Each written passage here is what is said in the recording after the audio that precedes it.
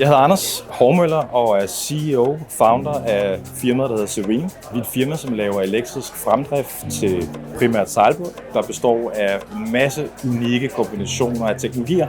En 45-fod sejlbåd udleder omkring 1400 gram CO2 per sømil ved en gennemsnitsfart på 6 knop, hvor vores system er helt nede på 48 gram. Men det er jo en kæmpe forskel og en reduktion i CO2.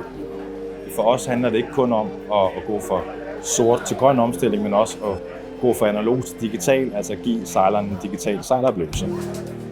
For os er Clean en klyngeorganisation, hvor man kan tappe ind i og få adgang til de forbindelser, man har brug for, der kan være med til at udvikle sin forretning.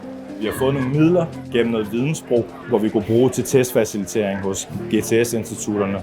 Så har vi jo adgang til det at Tech Barbecue. Så vi har faktisk fået en del ud af at være medlem af Clean.